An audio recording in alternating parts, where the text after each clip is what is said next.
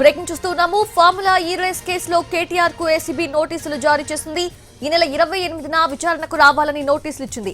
Formula ఈ race కేసులో రెండోసారి కేటీఆర్ కు నోటీసులు ఇచ్చారు ఏసీబీ అధికారులు.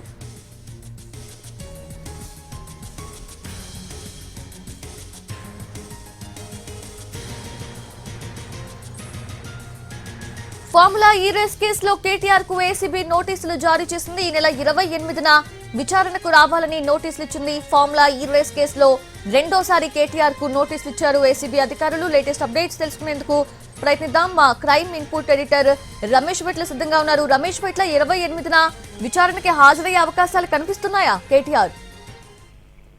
ఫార్ములా ఈ కార్ రేస్ లో ఏసీబీ అధికారులు మరొకసారి కేటీఆర్ వారి బీఆర్ఎస్ వర్కింగ్ ప్రెసిడెంట్ కేటీఆర్ కి నోటీసులు ఇచ్చింది. అయితే దానికి సంబంధించి నోటీసులు ఇవ్వడానికి వచ్చిన అధికారులకే తాను విచారణకు హాజరు కాలేను, ఎందుకంటే తను ఇప్పటికీ షెడ్యూల్ ఫిక్స్ అయితే తను లండన్ అమెరికాలో ఇప్పటికీ పర్యటించాల్సింది.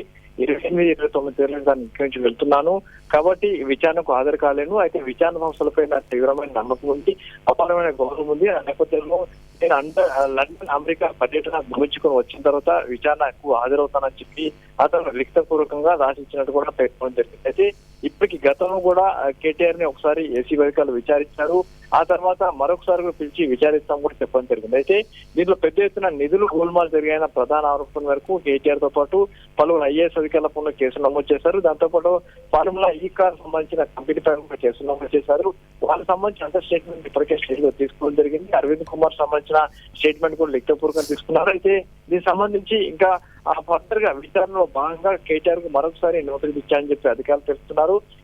దీంట్లో భాగంగా 28వ తేదీన తప్పనిసరిగా హాజరు కావాలని చెప్పి కేటీఆర్ కు నోటీస్ ఇస్తే తాను షెడ్యూల్ ఫిక్స్ అయిన నేపథ్యంలో అమెరికా లండన్ వెళ్లాల్సి ఉందా, తాను విచారణకు హాజరు కాలేను, కానీ లండన్ అమెరికా తిరిగి వెళ్లి వచ్చిన తర్వాత తాను విచారణ హాజరవుతానని చెప్పి అధికారులకు లిఖితపూర్వకంగా ఇవ్వడం జరిగింది. అయితే ఐజీపీ అధికారులు దీనికి ఒప్పుకున్నారా లేదా అనే విషయం కూడా రేపు తెలిసే అవకాశం అయితే కనబడుతుంది.